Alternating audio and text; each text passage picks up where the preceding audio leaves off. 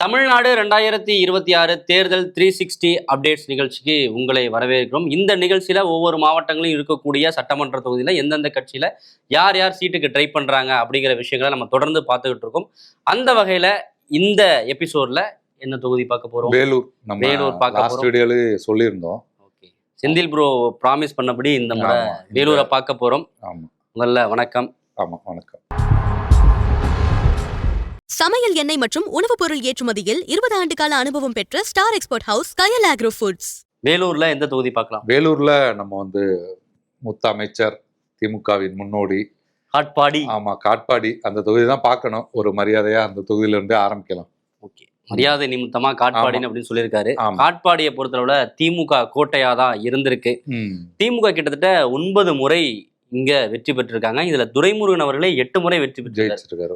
ஆமா, அதிமுக 3 முறை வெற்றி பெற்றிருக்கு. காங்கிரஸ் 1 முறை, கம்யூனிஸ்ட் 1 முறை வெற்றி பெற்றிருக்காங்க. இதுதான் தேர்தல் வரலாறு அங்க இருக்கு. திமுகவோட கை அங்க பலமா ஓங்கி இருக்கு, செல்வாக்கும் அதிகமா இருக்கு. காரணம் துரைமுருகன் அவர்கள் அங்க இருக்காரு அப்படிங்கிறதுதான். 2021 அங்க என்ன நிலவரம்? நீங்க சொன்ன மாதிரி ரொம்ப திமுகவோட கோட்டை. துரைமுருகனே 8 முறை ஜெயிச்சிருந்தாரு அப்படின்னாலும் கடந்த தேர்தலில் கடைசி வரைக்கும் பயங்கரமா போயிட்டு இருந்த ஒரு தொகுதியாக தான் காட்பாடி தொகுதி இருந்தது. வெறும் ஒரு 746 வாக்குகள் வித்தியாசத்துல தான் ராமு அப்படிங்கிறவர் துரைமுருகன் வெற்றியே பெற்றாரு. தோல்வி அடைஞ்சிருவாரா அப்படின்ற மாதிரி இப்ப ரொம்பவே பரபரப்பா இருந்தது கவுண்டிங். ஆனா கடைசியில வெற்றி பெற்றுட்டாரு. ஆமா, அதிக முறை வெற்றி பெற்றதாலும் என்னவோ அந்த லீடிங்ன்றது ரொம்ப கம்மியாயிருச்சு வந்துருச்சு.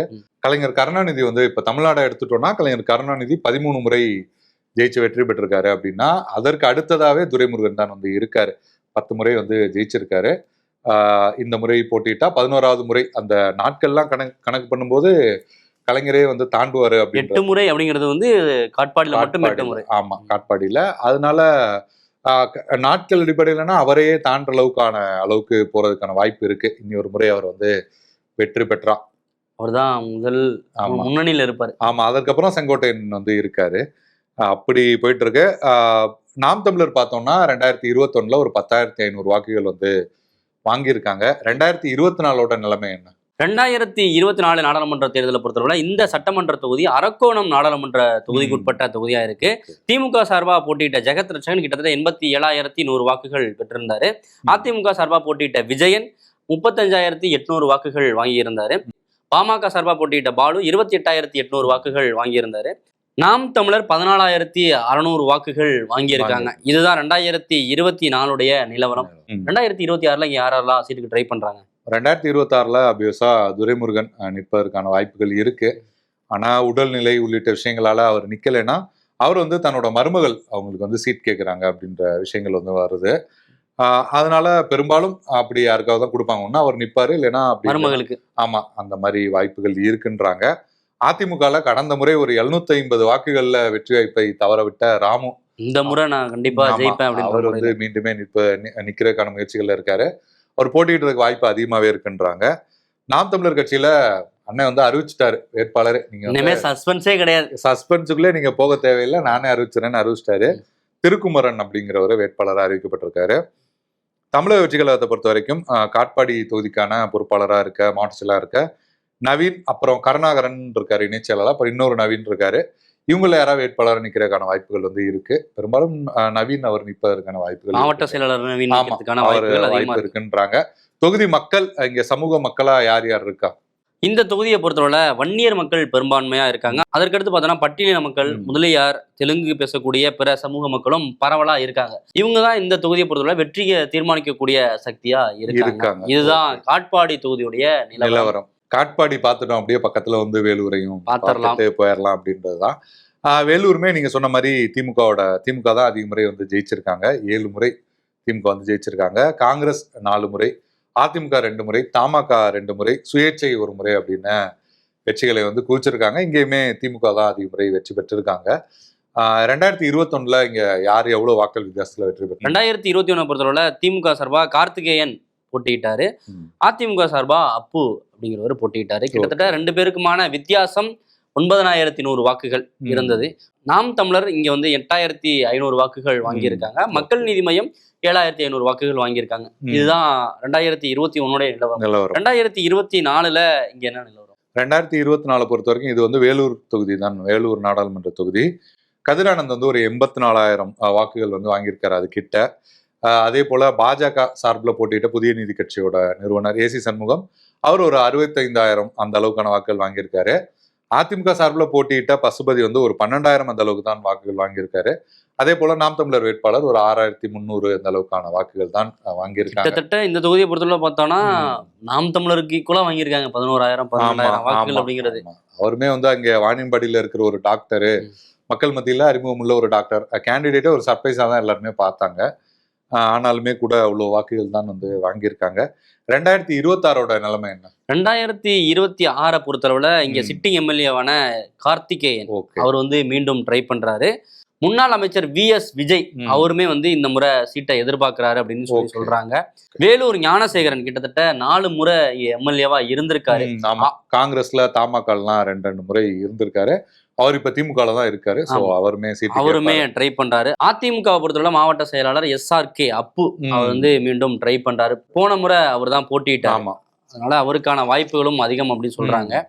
நாம் தமிழரை பொறுத்தவரை சோனியா அவங்கள வந்து வேட்பாளரா அறிவிச்சிட்டாங்க. தாவேகாவை பொறுத்தவரை மாவட்ட செயலாளர் வேல்முருகன் அவர் நிக்கிறதுக்கான வாய்ப்புகள் அதிகம் இருக்கு அப்படின்னு சொல்றாங்க. கடைசியில வந்து தளபதி என்ன முடிவு எடுக்கிறார் அப்படின்றத பொறுத்திருந்து தான் பார்க்கணும். இங்க சமூக மக்கள் யாரெல்லாம் இருக்கிறாங்க? சமூகம் பொறுத்த வரைக்கும் பார்த்தோம்னா பெரும்பான்மையா முதலியார் சமூகம் இருக்காங்க, இஸ்லாமியர், பட்டியலினத்தவர், இவங்கெல்லாம் வந்து ஒரு பெரும்பான்மையான சமூகமா இருக்காங்க. அதையும் தாண்டி நம்ம பார்த்தோம்னா வன்னியர், யாதவர், செட்டியார் உள்ளிட்ட சமூகங்களும் கணிசமா இருக்காங்க. ஒரு பெரிய வாக்கு வங்கியா அந்த எல்லா சமூகங்களுமே இருக்கு. இவங்கதான் வெற்றியை தீர்மானிக்கக்கூடிய சக்தியெல்லாம் இருக்காங்க. ஆமா, நீங்க ஏசி சண்முகம் கூட இங்க பார்லிமெண்ட்ல இந்த தொகுதியில நல்ல வாக்கு வாங்கியிருந்தாரு. ஒரு 64,000 அந்த அளவுக்கு அவர் அவ்வளவு வாங்கினதுனாலதான் அதிமுகவுக்கு பெரிய அடி விழுந்தது. அது பெரும்பாலும் சமூக வாக்குகளா தான் வந்து போனது. ஓகே, இதுதான் வேலூருடைய நிலவரம். அடுத்து அணைக்கட்டை பாத்துடலாமா? ஆமா, அணைக்கட்டை பாத்திரலாம். இப்பதான் சௌமியா அன்புமணி சொன்னாங்க, ஊரு பேர் தான் அணைக்கட்டு, இங்க ஒரு அணைய கூட காணா அப்படின்னு சொல்லி ரீசெண்டா கூட ரைமிங்கா இருக்கு. ரீசெண்டா கூட ஒரு கூட்டத்துல பேசியிருந்தாங்க. அணை இல்லாதனால அணை கட்டு அப்படின்னு வச்சுட்டாங்க. கட்டு எப்படியாவது கட்டு அப்படின்னு வச்சிருக்காங்க. அத கூட சொல்லியிருந்தாங்க. அணைக்கட்டுல யாரு நிறைய ஜெயிச்சிருக்கா? அணைக்கட்டை பொறுத்தவரை பார்த்தோம்னா அதிமுக 6 முறை வெற்றி பெற்றிருக்காங்க, திமுக 4 முறை, பாமக 1 முறை வெற்றி பெற்றிருக்காங்க. இதுதான் தேர்தல் வரலாறா இருக்கு. 2021 தேர்தலை பொறுத்தவரை டிஎம்கே சார்பா நந்தகுமாரும் ஏடிஎம்கே சார்பா வேலழகனும் போட்டிட்டாங்க. 2 பேருக்குமான வித்தியாசம்ங்கிறது 6,300 வாக்குகள் அப்படிங்கறதா இருந்திருக்கு. நாம் தமிழர் 8,100 வாக்குகள் இங்க வாங்கியிருக்காங்க. இதான் 2021 நிலவரம். 2024 இங்க என்ன நிலவரம்? 2024 பொறுத்த வரைக்கும் இதுவும் வேலூர் நாடாளுமன்றத்துல தான் வருது. இங்கேயுமே பாத்தீங்கன்னா ஒரு 88,000 வாக்குகள் அப்படிங்கிறத கதிரானந்த் வாங்கியிருக்காரு. ஏசி சண்முகம் ஒரு 71,000 வாக்குகள், பசுபதி அவர் வந்து ஒரு 20,000 அந்த அளவுக்கான வாக்குகள், நாம் தமிழர் மகேஷ் ஆனந்த் அவருமே ஒரு 9,000 அந்த அளவுக்கான வாக்குகள் வந்து வாங்கியிருக்காரு. 2026 இங்க என்ன வரும்? 2026 வந்து சிட்டிங் எம்எல்ஏ நந்தகுமார் அவர் வந்து மாவட்ட செயலாளர் இருக்காரு. ஸோ அவர் வந்து கண்டிப்பா போட்டியிடுவாரு.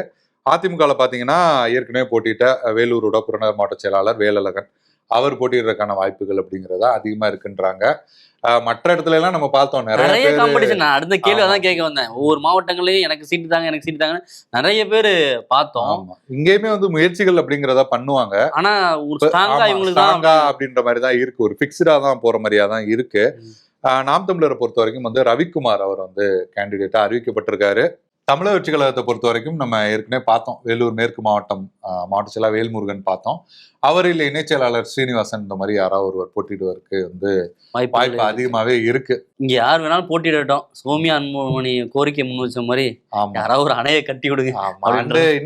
இன்னொரு விஷயம் என்னன்னா, நம்ம அதிமுக பார்த்தோம், பாமக கூட இந்த தொகுதியை கேட்பதற்கான வாய்ப்புகள்லாம் இருக்கும் கண்டிப்பா. பாமக ஒரு முறை வெற்றி ஜெயிச்சிருக்காங்க. அண்ட் வன்னியர் வாக்குகள் இந்த மாதிரியான விஷயங்கள் வச்சு கேட்பாங்க. அங்கே போய் இப்போ கூட்டங்கள்லாம் நடத்துறாங்க, அதனால பாமகவுமே கேட்பாங்க. அணைக்கட்டு தொகுதியை பொறுத்தவரை வன்னியர்கள் வந்து அதிக அளவில் இருக்காங்க. அதுக்கு அடுத்த எண்ணிக்கையில பார்த்தோம்னா பட்டியலினத்தினர், பழங்குடியினர் வந்து இருக்காங்க. யாதவர், முதலியார், நாயுடு, முத்தரையர், இஸ்லாமியர்னு பரவலான மக்கள் அங்க வந்து வாழ்றாங்க. இவங்கெல்லாம் தான் வெற்றியை தீர்மானிக்கக்கூடிய இடத்துல இருக்காங்க. அதிக அளவுல பார்த்தோம்னா வன்னியர்களும் பட்டியலினத்தினரும் பழங்குடியினரும் இருக்காங்க. இதுதான் இந்த தொகுதியுடைய நிலவரம். அடுத்து வந்து கேவி குப்பம், கீழ் வைத்தியாங்குப்பம் அந்த தொகுதி வந்து பாத்திரலாம். இந்த முறை பயங்கர போட்டி இருக்குன்றாங்க. என்ன காரணம்? எல்லாருமே அங்க போட்டியிடணும் அப்படின்னு விரும்புறாங்க. எல்லாருமேனா யாரெல்லாம் ட்ரை பண்றாங்க? எல்லாருமேனா அதிமுக, அப்புறம் ஏற்கனவே பூவை ஜெயன்மூர்த்தி தான் எம்எல்ஏ, கூட்டணி கட்சிகள்ல இருக்கவங்களும் வேணும்ன்றாங்க. எல்லாமே பாஜக கேக்குறாங்கன்னு சொன்னாங்க. அது ஓரளவுக்கு வந்து ஏடிஎம்கே அலையன்ஸ்க்கு ஒரு ஃபேவரான தொகுதியா இருக்கு. வன்னியர் சமூகம், பட்டியல் சமூகம்லாம் பெரும்பான்மையா இருக்கிறதுனால பாமக அலையன்ஸ்ல இருக்காங்க. அதிமுகவுக்கும் இங்க ஓட்டு இருக்கு அப்படின்றதுனால இருக்கு. ஆமா ஏடிஎம்கே ஜெயிக்கிறதுக்கான இது வரைக்குமே எல்லாமே அதிமுக தான் அங்க ஜெயிச்சிருக்காங்க. அதிமுக அலையன்ஸ் அப்படின்றதுனால எல்லாமே போட்டி போடுறாங்க. அதாவது வெற்றி உறுதி அப்படிங்கிற மாதிரி நினைக்கிறாங்க. அதனால அதிமுகவும் ட்ரை பண்றாங்க, அதிமுக நிக்கிறதும் ட்ரை பண்றாங்க, அதிமுக கூட்டணி கட்சிகளும் முயற்சி பண்றாங்க அப்படிங்கிறாங்க. எல்லாருமே முயற்சி பண்றாங்க. யாரு எத்தனை முறை இங்க வெற்றி பெற்றிருக்கா? இந்த தொகுதியை பொறுத்தவரை 3 தேர்தல்கள் தான் நடந்திருக்கு. இதுல வந்து இந்திய குடியரசுக் கட்சி ஒரு முறை, அதிமுக ஒரு முறை, புரட்சி பாரதம் பூவை ஜெகன்மூர்த்தி வந்து ஒரு முறை வெற்றி பெற்றிருக்காரு. இதுதான் இந்த தொகுதியோட தேர்தல் வரலாறா இருக்கு. இந்த தொகுதியை பொறுத்தவரை 2021 தேர்தலில் அதிமுக சின்னத்துல போட்டியிட்ட புரட்சி பாரதம் கட்சியை சேர்ந்த பூவை ஜெகன்மூர்த்தி அவர் கிட்டத்தட்ட 84,579 வாக்குகள் வாங்கியிருந்தாரு. திமுக வேட்பாளர் கே சீதாராமன் அவரு கிட்டத்தட்ட 73,997 வாக்குகள் வாங்கியிருந்தாரு. நாம் தமிழர் சார்பா போட்டிட்ட திவ்யராணி 10,027 வாக்குகள் வாங்கி இருந்தாங்க. இதான் 2021 தேர்தல் நிலவரம். 2024 இங்க யார் யாரும் எவ்வளவு வாக்கு வாங்கியிருந்தாங்க? இதுவுமே வந்து பாத்தீங்கன்னா வேலூர் நாடாளுமன்ற தொகுதிக்குள்ளதான் வந்து வருது. திமுகல கதிரானந்த் வந்து 76,400 அந்த அளவுக்கான வாக்குகள் வாங்கியிருக்காரு. ஏசி சண்முகம் பாத்தீங்கன்னா 63,000 வாக்குகள் அந்த அளவுக்கு வாங்கியிருக்காரு. டாக்டர் பசுபதி அவருமே பாத்தீங்கன்னா ஒரு 18,600 வாக்குகள் அப்படிங்கிற மாதிரி வாங்கியிருக்காரு. நாம் தமிழர்ல மகேஷ் ஆனந்த் 9,300 அந்த அளவுக்கு வாங்கியிருக்காரு. நம்ம மற்ற தொகுதிகள்லாம் பார்த்தோம்னா அந்த 2 வாக்குகள்லாம் பீட் பண்ணல. பட் இங்க பாத்தீங்கன்னா 2 வாக்குகள் சேர்த்தோம்னா திமுக வாக்குகளை விட அதிகமா தான் போகுது. நம்ம ஆரம்பத்திலே பேசணும்ல, இது ஏடிஎம்கேவோட நல்லா ஃபேவரா இருக்கு. ஏடிஎம்கே பாஜக ஓட்டுகளுமே இருக்கிற தொகுதியாகத்தான் இருக்கு. 2026 இங்க யார் யாருக்கு சீட்டு கிடைக்க வாய்ப்பு இருக்கு? ஒரு பெரிய பட்டியலே இருக்கு. நீங்க சொன்ன மாதிரி அதிமுக சார்பா வந்து முன்னாள் எம்எல்ஏ லோகநாதன் அவர் ட்ரை பண்றாரு. ஆர் செந்தில்குமார் அவர் ட்ரை பண்றாரு. பேருக்கு கொடுக்கலாம். உங்க பேர் வச்சதுக்காகவே சீட் எதிர்பார்க்கறீங்க. ஓகே, என்ன நடக்குதுன்னு பார்க்கலாம். எஸ் ரமேஷ்குமார் அவரும் வந்து சீட்டை எதிர்பார்க்கிறாரு. பாஜகவுல வேலூர் மாநகராட்சியோட முன்னாள் மேயர் கார்த்தியாயினி அவங்களும் வந்து சீட்டுக்கு ட்ரை பண்றாங்க. மற்ற கட்சிகள்ல யாரெல்லாம் ட்ரை பண்றாங்க? நீங்க வந்து முக்கியமான மெயின் ஹீரோவே வந்து விட்டுட்டீங்கன்ற மாதிரி தான் இருக்கு. இல்ல விடல, நீங்க சொல்லுங்க. அதுக்காக எப்படியா இருந்தாலும் புரட்சி பாரதமும் கூட்டணியில தான் இருப்பாங்க. அதிமுக கூட்டணிக்கு தான் போவாங்க. நிலைப்பாடு அறிவிக்காம இருக்காங்க. அறிவிக்கல, ஆனா அந்த கூட்டணிக்கு தான் போவாங்க. வேற எங்க திமுக போறாங்க. அதனால அவங்க வந்து தொகுதி அதிகமா கேட்கணும்லாம் சொல்லிட்டு இருக்காங்க. பட் பெரும்பாலும் போறதுக்கு வாய்ப்பு இருக்கு. அப்படின்ற பட்சத்துல பூவை ஜெகன்மூர்த்தியுமே திரும்ப வந்து கேட்பாரு. பாஜகவும் ட்ரை பண்ணுவாங்க. பாஜக ஏறக்குறைய பாத்தீங்கன்னா பாஜக ட்ரை பண்றாங்க, புரட்சி பாரதம் ட்ரை பண்றாங்க, அதிமுக ட்ரை பண்றாங்க. ஒரே கூட்டணியில பாமக கூட கேட்டு யாராவது கேண்டிடேட் கூட வாய்ப்பு இருக்கு. அப்படி கூட வாய்ப்புகள் இருக்கு. நிறைய போட்டி அப்படிங்கறது அதிகமாவே இருக்கு. இது தனி தொகுதியா இருக்கறனால பாமக கேண்டிடேட் இருந்தா கூட அவங்களுக்கு வெற்றி பெறதுக்கான வாய்ப்புகள் இருக்கு. ஏற்கனவே நீங்க பாத்தீங்கன்னா வந்தவாசியில எல்லாம் நிறுத்தி வெற்றி பெற்றிருக்காங்க. ஏற்கனவே அந்தியூர்ல எல்லாம் நிறுத்தி வந்து வெற்றி பெற்றிருக்காங்க. பாமக சார்பில் ரிசர்வ் தொகுதியில நின்று ஏற்கனவே வெற்றிகள்லாம் சாத்தியம். இன்னும் சொல்ல போனா நீங்க அந்த காம்பினேஷன் வந்து ரொம்பவே ஒர்க் அவுட் ஆகிற ஒரு காம்பினேஷனா இருக்கும். என்னன்னா அது நீங்க சொல்றது அன்றைய காலகட்டம் ஓகே, இப்ப இன்றைய சூழலுக்கு அது ஓகேவா இருக்கும். அது அவங்க எந்த அளவுக்கு அது இந்த சூழலுக்கு நீங்க சொல்றது ரொம்ப நியாயமான கேள்வி. ஏன்னா விசிகாவுமே பாத்தீங்கன்னா எதிர் கூட்டணியில இருக்காங்கன்ற போது அது எந்த அளவுக்கு ஒர்க் அவுட் ஆகும் தெரியல. ஓகே, அதனால அங்க அவங்க கேட்பாங்களா அப்படிங்கிறது டவுட் தான். ஆமா, என்னன்னா இதுல ஒரு விஷயம் இருக்கு. என்னன்னா நீங்க பட்டியல் சமூகம், அதுவும் நார்த்ல இருக்கிற பட்டியல் சமூக மக்களை பொறுத்த வரைக்கும் நீங்க அவங்களோட ஓட் பேட்டர்ன் வந்து வேற மாதிரி இருக்கும். பெரும்பாலும் ஏடிஎம்கே ஓட்டு போடுறவங்களா தான் இருப்பாங்க. அப்படின்ற பட்சத்துல நீங்க கணக்குகள் எல்லாமே மாறும். நீங்க விசிகா போய் இருக்கிறதுனால கொஞ்சம் திமுக அலையன்ஸுக்கு இந்த மாதிரியான வாக்குகள் அப்படிங்கிறது போகுது. மற்றபடி பெரும்பாலும் அதிமுக வாக்காளர்களா தான் வந்து இருப்பாங்க. அப்படின்ற பட்சத்துல பாமக கூட வாய்ப்புகள் இருக்கு அப்படின்னு நடக்கலாம். இல்ல அவங்க லிஸ்ட்ல இருக்கா அப்படிங்கிறது தெரியல, நாட் கிளியர். ஏன்னா இங்க வன்னியர் வாக்குகள் அதிகம். நீங்க பூவை ஜெகன்மூர்த்தியே வந்து அங்க கேட்கறதுக்கான வாய்ப்பு என்னன்னா, அவர் எப்போதுமே பாமகவோட கொஞ்சம் அன்புமணி கூட அவருக்காக பிரச்சாரத்துக்கு வருவாரு அப்படின்னு ஒரு இணக்கமா போற சூழல்ல அவருமே கூட பாமகவுமே கூட கேட்கலாம். பட் தெரியல. அன்புமணி கூட இணக்கமா இருக்காருன்னா அவருக்காக விட்டு கொடுத்துருவாருல, அது செய்யறதுக்குமே வாய்ப்பு நிச்சயமாவே இருக்கு. அந்த மாதிரி கூட வாய்ப்புகள் இருக்கு. அடுத்த திமுக யார் யார் முயற்சி பண்றாங்க? திமுக பொறுத்தவரை ராஜாகுப்பம் முருகானந்தம், வேலு, சிவகுமார், சி கோபி ஆகியோர் வந்து சீட்டு கேட்கிறாங்க. இன்னொரு பக்கம் எம்பி கதிரானந்த் இருக்காருல்ல, அவருடைய ஆதரவாளரான குடியாத்தம் சிட்டிங் எம்எல்ஏ அமுலுவும் வந்து சீட்டை எதிர்பார்க்கறாங்க. ஏன் அவங்க தொகுதி மாறுறாங்க அப்படின்றது தெரியல. வெற்றி வாய்ப்பு அப்படிங்கிறது ஆமா, அவங்களும் வந்து ட்ரை பண்றாங்க. நாம் தமிழர் தாவேகா குடியாத்தத்துல இந்த முறை ஏதாவது கஷ்டமாகுமா அப்படின்ற மாதிரி ஏதாவது கூட யோசிக்கலாம். ஆமா, இங்க இருந்து குடியாத்தத்துல இருந்து இங்க ட்ரை பண்றாங்க, கிடைக்குமான்னு தெரியல. நாம் தமிழர் தாவேகால யாரெல்லாம்? நாம் தமிழரை பொறுத்த வரைக்கும் கலையேந்திரி அப்படிங்கிறவங்க வந்து வேட்பாளர் அறிவிக்கப்பட்டிருக்காங்க.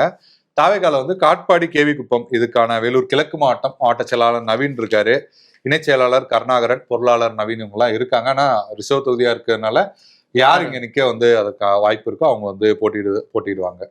ஓகே, இதுதான் வந்து கேவி குப்பம் தொகுதியுடைய.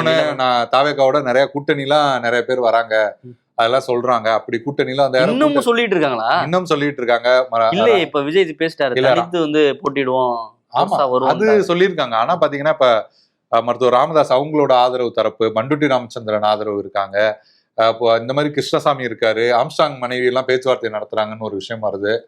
அப்படி யாரா வந்து அவங்களுமே இந்த தொகுதியை கேட்பதற்கான வாய்ப்புகள் கூட இருக்கு. மண்டுட்டி ராமச்சந்திரனும் விஜய் கூட பேச்சுவார்த்தை, அதுக்காக அந்த கட்சியே தொடங்கப்பட்டிருக்குன்றாங்க. நீங்க எப்படி கேட்டீங்க? ஓகே, ஓபிஎஸ் கூட எல்லாம் போக மாட்டாரு. ஆமா, ஓபிஎஸ் கூட போமா. ஓபிஎஸ் எங்க போறாருன்னு தெரியல. Okay, right. அடுத்து எந்த தொகுதி பாத்துடலாம்? வேலூர் மாவட்டத்துல இன்னும் மிச்சம் இருக்கிற தொகுதி வந்து குடியாத்தம் தொகுதி தான். அதுவும் வந்து ஒரு தனி தொகுதியாகத்தான் வந்து இருக்கு. குடியாத்தம்ல யார் அதிகமா வெற்றி பெற்றிருக்கா? குடியாத்தம் தனி தொகுதி. இந்த தொகுதியை பொறுத்தளவுல காங்கிரஸ் 6 முறை, மார்க்சிஸ்ட் கம்யூனிஸ்ட் கட்சி 7 முறை அங்க வெற்றி பெற்றிருக்காங்க. திமுக 4 முறை வெற்றி பெற்றிருக்காங்க.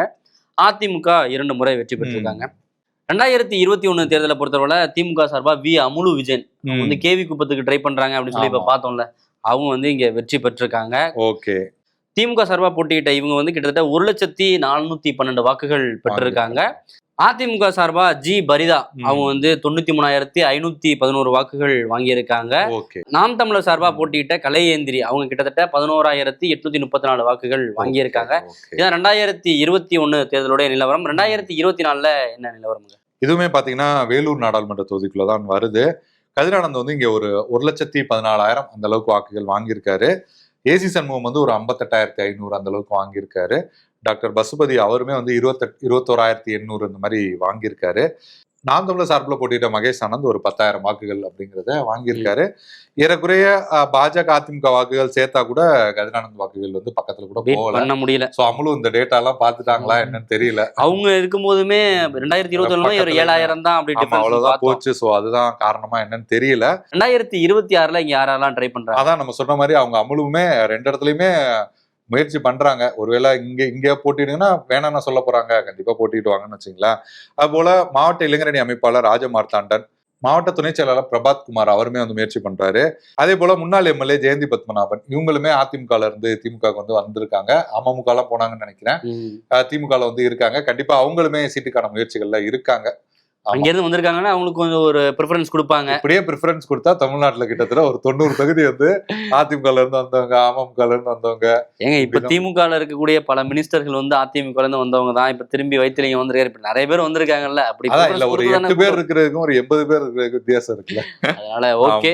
அதிமுகல யார் முயற்சி பண்றா? அதிமுகவை பொறுத்தவரை பேரணம்பட்டு ஒன்றிய செயலாளர் பரிதா அவங்க பார்த்தோம், அவங்க ஏற்கனவே நின்று இருக்காங்க. அவங்க ட்ரை பண்றாங்க மீண்டும். அதே போல வேலூர் புறநகர மாவட்ட துணை செயலாளர் கஸ்பா மூர்த்தி அவரும் வந்து ட்ரை பண்றாரு. புறநகர மாவட்ட வழக்கறிஞர் பிரிவு செயலாளர் கோவிந்தசாமி அவருமே இங்க சீட்டுக்கு ட்ரை பண்றாரு. நாம் தமிழர் சார்பா இமலன் அப்படிங்கிறவர் வந்து வேட்பாளரா அறிவிச்சிருக்காங்க. தாவேகால யார் அங்க வேட்பாளர்? தாவேகாவை பொறுத்த வரைக்கும் வேலூர் அணைக்கட்டு, குடியாத்தம், வேலூர் மேற்கு மாவட்ட செயலாளர் வேல்முருகன், இணை செயலாளர் ஸ்ரீனிவாசன் உள்ளிட்ட நிர்வாகிகள் இருக்காங்க. பட் அந்த தொகுதி ரிசர்வ் தொகுதியா இருக்கிறதுனால யாருக்கு வாய்ப்பு இருக்கோ அவங்களை வந்து வேட்பாளரா நிறுத்துவாங்க. ஸோ இதுதான் இந்த தொகுதியோட நிலவரம். ஒட்டுமொத்த வேலூர் மாவட்டத்துடைய நிலவரமும் இதுவாக தான் இருக்கு. தொடர்ந்து நம்மளுடைய நிகழ்ச்சிக்கு நிறைய பேர் ஆதரவு கொடுத்துட்டு இருக்காங்க. நம்மளுடைய கமெண்ட்ஸையும் தெரிவிச்சுக்கிட்டு இருக்கிறாங்க. அடுத்து எந்த மாவட்டத்தை பத்தின தகவல்களை பார்க்கணும் அப்படிங்கிறத வந்து கமெண்ட்ஸ்ல சொல்லுங்க. உங்க மாவட்டத்துல என்ன நிலவரம் அப்படிங்கிறதையும் கமெண்ட்ஸ்ல தெரியுங்க. இங்கேயுமே இன்னமுமே தாண்டி நிறைய பேர் வந்து முயற்சி பண்றாங்க. இவங்க எல்லாம் கூட முயற்சி பண்றாங்க, வேலையெல்லாம் பார்த்துட்டு இருக்காங்க. அது போன்ற உங்களுக்கு தெரிந்த தகவல்கள் வேலூர் மாவட்டத்தை சேர்ந்தவர்கள் இருந்தீங்கன்னா அதையுமே வந்து கமெண்ட்ல சொல்லுங்க. ஏன்னா அரசியல் நாளுக்கு நாள் அப்டேட் ஆயிட்டு இருக்கு. திடீர்னு ஒருத்தர் வந்து ட்ரை பண்ணுவாரு, அவருக்கு சீட்டு கிடைக்கிறதுக்கான வாய்ப்புகள் கூட இருக்கலாம். அதை பத்தின தகவல் தெரிஞ்சா கூட கமெண்ட் பாக்ஸ்ல தகவல் சொல்லுங்க. நாங்க அதை அப்டேட் பண்ணி உங்களுக்கு சொல்றோம். நிச்சயமா. நன்றி. 20 ஆண்டுகளாக உலக நாடுகளுக்கு உயர்தர சமையல் எண்ணெய் மற்றும் உணவுப் பொருட்கள் ஏற்றுமதியில் இந்திய அரசின் ஸ்டார் எக்ஸ்போர்ட் ஹவுஸ் அங்கீகாரம் பெற்ற கயல் ஆக்ரோ ஃபுட்ஸ்.